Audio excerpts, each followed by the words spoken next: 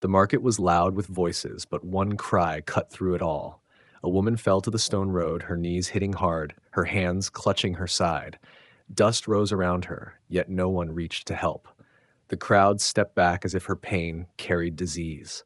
Um, Her long, dark hair spilled over her face, hiding her expression, but her body trembled with weakness and shame. Traders kept shouting their prices, pretending not to see, while others whispered and turned away. She pressed her forehead to the ground, unable to stand again. A human traveler named Daniel stopped. He had just entered the alien city, carrying only a bag of supplies on his shoulder. He watched the woman collapse, and confusion struck him. Her skin was pale silver, marked with strange glowing patterns that flickered faintly, like a dying ember. People avoided her as though she carried a curse. He knelt, ignoring the warning glances from the crowd. "Are you hurt?" Daniel asked, his voice calm but firm. The woman tried to push herself up, but her strength failed. Her voice came out broken, filled with despair. "Make me your personal slave, human, please." Daniel froze, his chest tightening at the words. Around them, several bystanders gasped. Some muttered about shame, others about punishment. But no one dared come closer. She raised her eyes slightly, and he finally saw the truth in them: fear, humiliation, and a strange flicker of hope. Daniel shook his head, not understanding. "Why would you?" Her body twisted in pain, cutting his question short.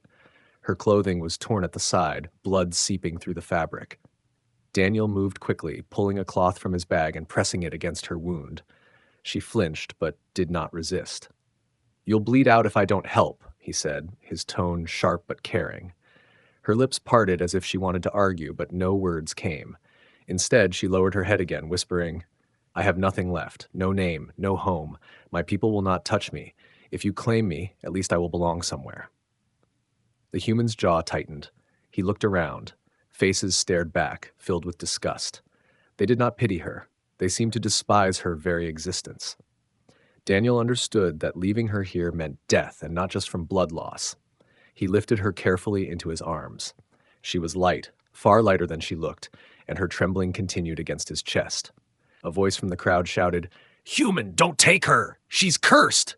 Another hissed, "Better to let her die!" Daniel ignored them. His boots struck the stone road firmly as he carried her away. The whispers followed, some angry, some fearful. The woman clutched at his shirt, barely hanging on. Her breathing grew shallow, her glowing patterns dimming further. He found shelter in a small abandoned storage hut near the edge of the city. Inside, the air was damp, dust hanging heavy, but at least it was hidden. He laid her on a wooden crate, checking her wound again. The bleeding slowed under his pressure, but her weakness was deep, like she had not eaten in days. Daniel broke bread from his bag, holding it out. "Eat." She stared at the food as though it were a cruel trick. Slowly, she took it with trembling fingers and bit down. Tears slid down her cheeks as she chewed, shame written in every movement.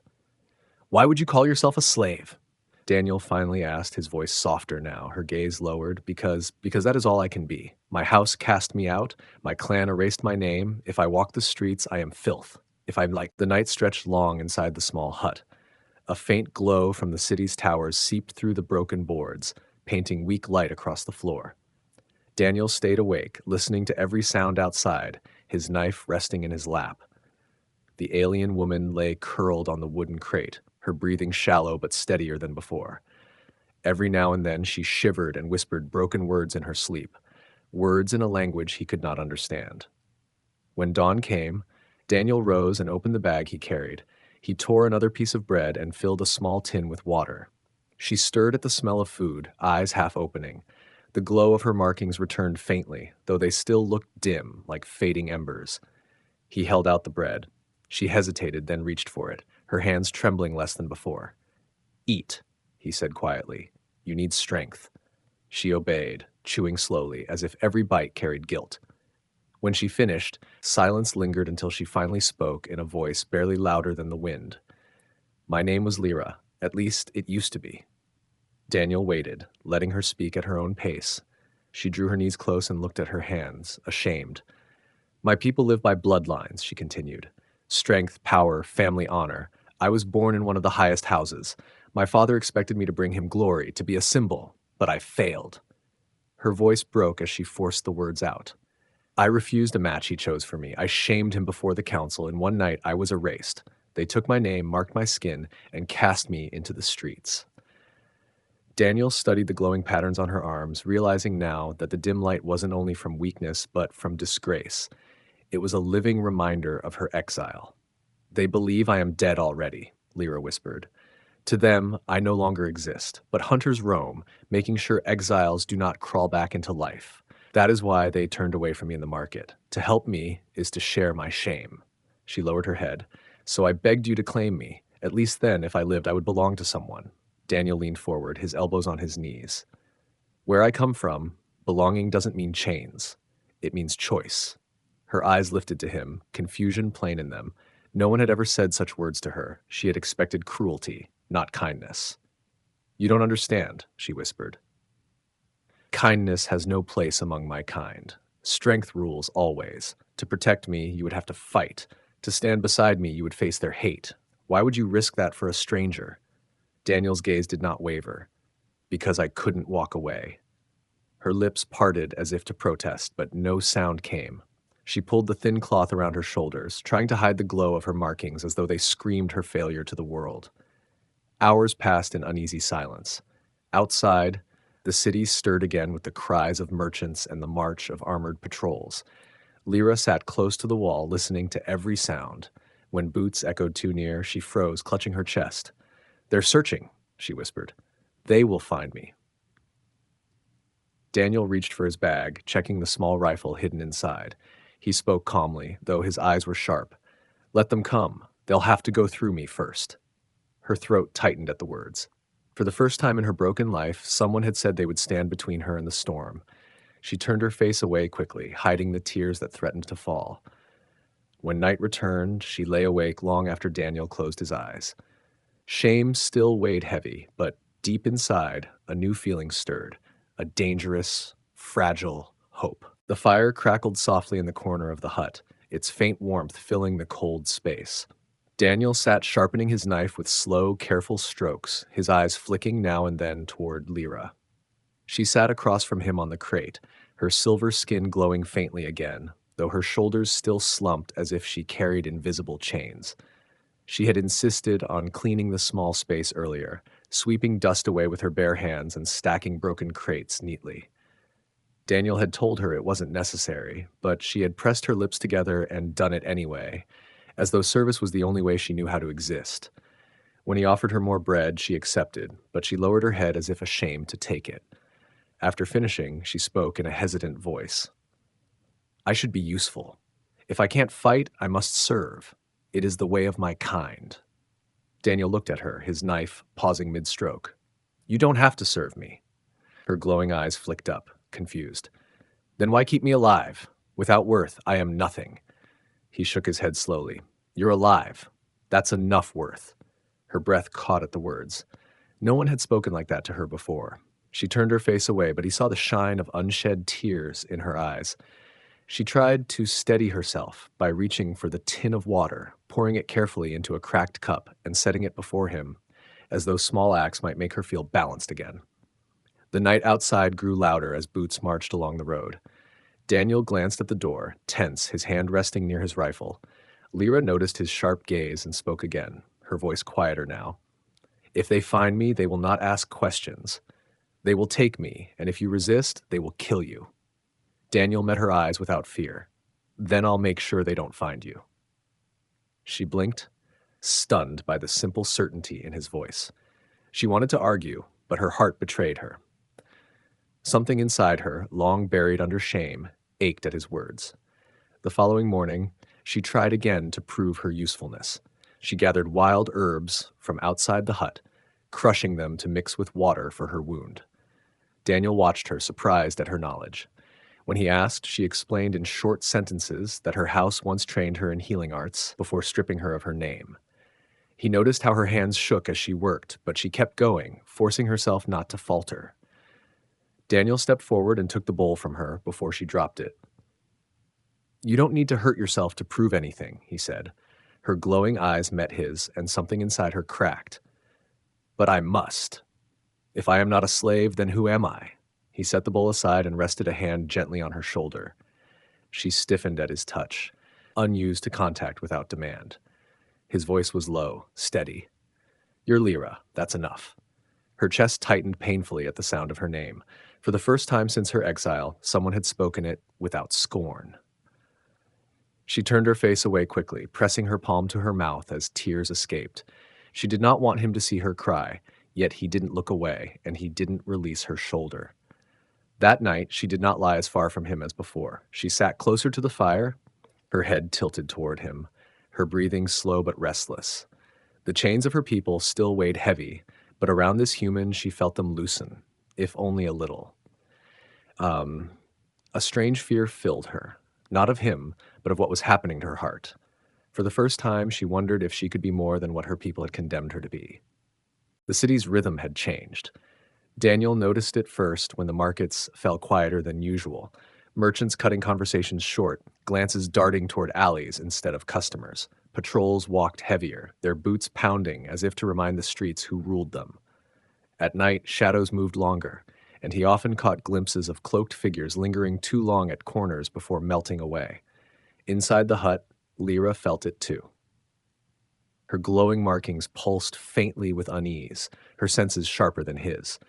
Each time footsteps echoed near their hideout, she froze, clutching her chest, whispering that the hunters were close.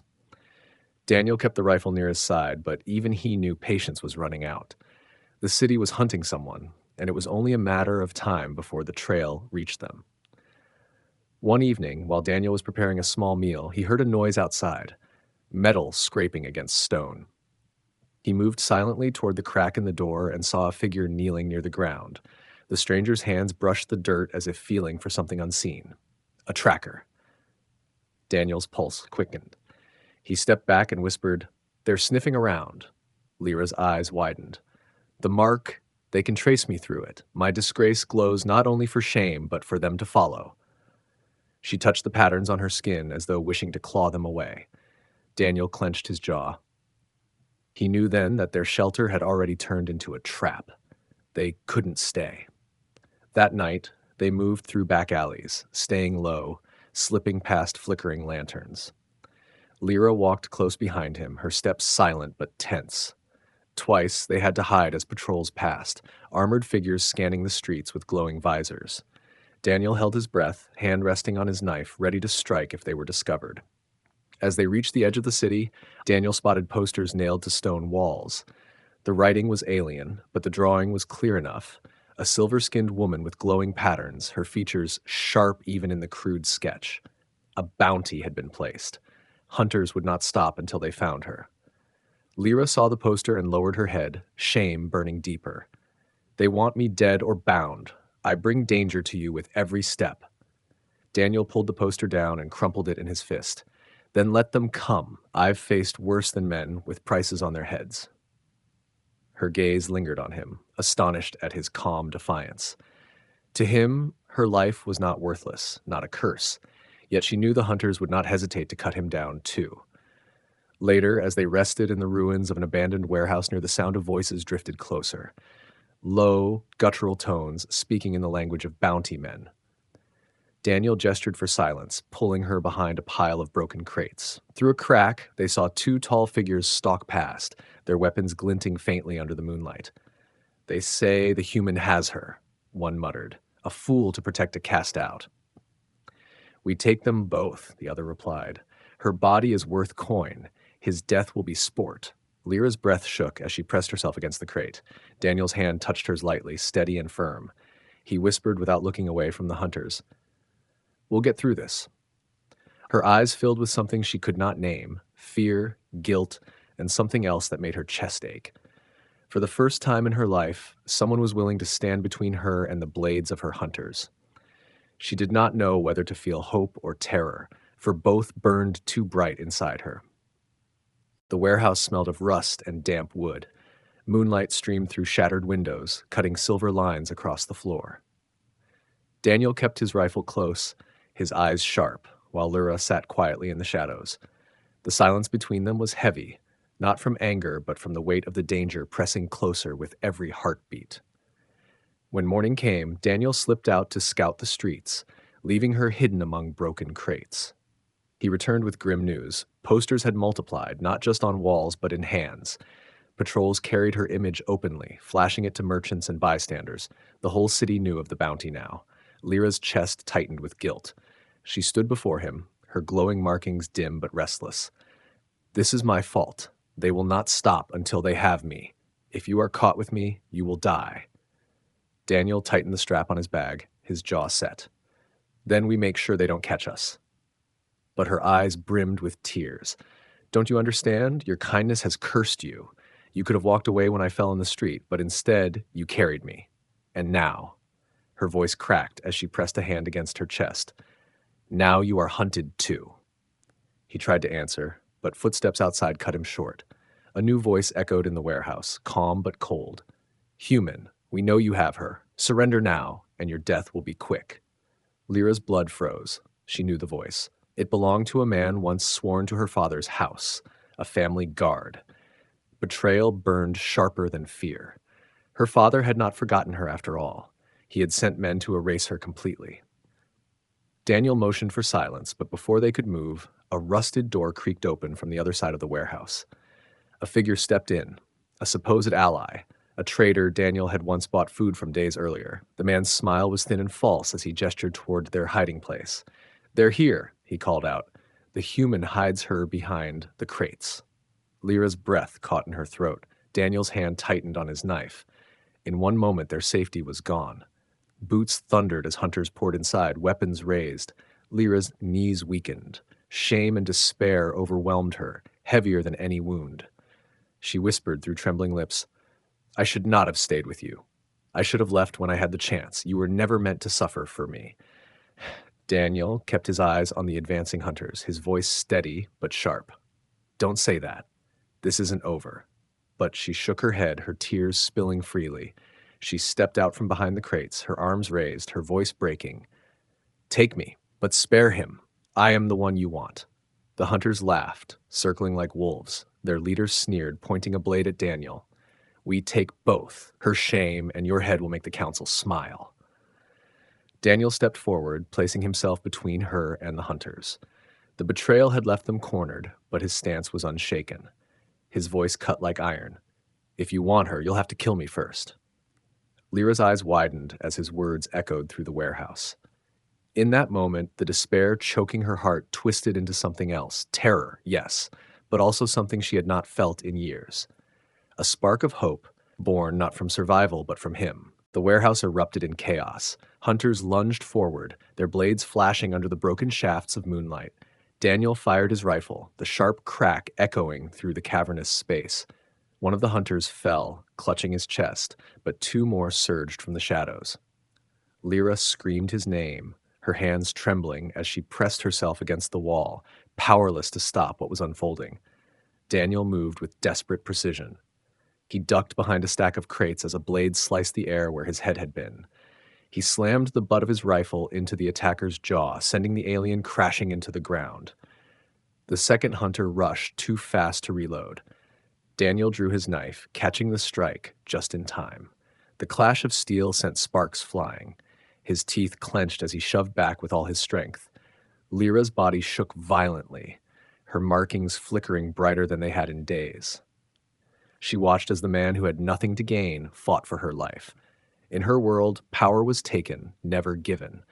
Yet this human risked himself without demand, without claim. The shame that had weighed her down twisted into something sharper, fear that he would die for her. The hunters regrouped, circling. Their leader barked an order, and three more closed in from the sides. Daniel's chest rose and fell heavily, sweat running down his face, but his grip did not falter. He shifted his stance, putting himself directly in front of Lyra. One hunter leapt high, blade raised. Daniel swung the rifle upward, firing midair. The body crashed onto the crates with a sickening thud. Another hunter slashed low, cutting across Daniel's arm. He grunted in pain but countered, driving his knife into the attacker's side. Blood spilled across the floor. The hunters hesitated for a breath, seeing that the human would not yield. Daniel's shoulders shook with exhaustion, but he raised his rifle again, eyes blazing with defiance. Lyra could no longer stay hidden. She staggered forward, her hands trembling as she reached for a broken beam lying on the ground. Her body screamed with weakness, but she lifted it, standing at his side. "I will not let them take you," she whispered, her voice trembling but firm. Daniel glanced at her, shock flashing in his eyes, then something else. Pride. The hunters laughed at the sight of her defiance, but it was a laugh filled with unease. Together, human and exile stood side by side, a pair that should never have been. Daniel tightened his grip on his weapon, and Lyra raised the beam higher. The leader snarled, raising his sword. "Then you both die here." The fight resumed with greater fury. Daniel's blade clashed again, his muscles burning, but every strike was fueled by the need to keep her safe. Lyra swung her beam, striking one hunter's leg, surprising them enough for Daniel to finish him with steel. When the dust settled, silence filled the warehouse. Bodies lay scattered across the floor, the leader among them, his sword broken. Daniel staggered, blood dripping from his arm, his chest heaving. Lyra dropped the beam, her knees nearly giving out, but she caught herself. She looked at him, her glowing markings pulsing faintly with a light she thought she had lost forever. Her voice broke as she whispered, "Why? Why fight for me when I have nothing?" Daniel wiped blood from his brow, his eyes locked on hers. "Because you're not nothing. You never were." Her tears fell freely as the words struck deeper than any wound. For the first time since her exile, she believed them. The first light of dawn broke through the shattered roof of the warehouse, touching the blood-stained floor with pale gold. Daniel leaned against a broken pillar, his arm wrapped in torn cloth, his breath still uneven. Lyra sat close beside him, her silver skin glowing faintly, no longer dull with shame but pulsing with life. Around them, the bodies of hunters lay silent, their weapons scattered like the remnants of a failed storm. For a long time, neither spoke. The world outside the warehouse was waking again, the noise of merchants faint in the distance, but inside, it felt as though time had stilled. Lyra's eyes lingered on Daniel, her throat tightening with words she had never dared to speak. At last she whispered, "You should have left me. I was a burden, a mark of disgrace. Yet you stood, and you bled for me." Daniel met her gaze, his voice steady despite his exhaustion. "I told you before, you're not a burden. You're not anyone's slave. You're Lyra. That's enough."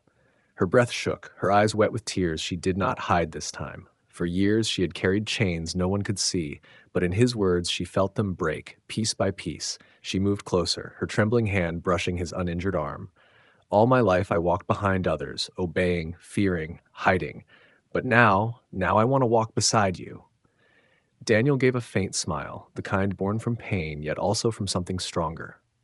"Then walk beside me, not as slave, not as outcast, as free." The weight of his words sank into her like fire warming frozen skin. She nodded slowly, her markings brightening until the warehouse glowed faintly with her light. She did not bow her head, did not lower her eyes. For the first time since exile, she lifted her chin with dignity. Outside, the city would soon learn of the hunter's defeat. More might come, perhaps stronger ones, but fear no longer controlled her. She stood, and when Daniel tried to push himself up, she offered her hand. He hesitated, then took it, letting her pull him to his feet. Their hands did not part. They stepped out into the morning together. The streets whispered at the sight. A disgraced alien woman walking openly beside a human, her glow no longer hidden. Some looked in shock, others in anger, but neither of them faltered. Daniel's voice was low, meant only for her. "This is just the beginning. Are you ready?" Lyra's eyes burned with new strength as she answered, "With you, I am." They walked on, side by side, leaving behind the ruins of fear and shame, stepping into a future neither could have imagined. No master, no slave, only two souls bound by choice.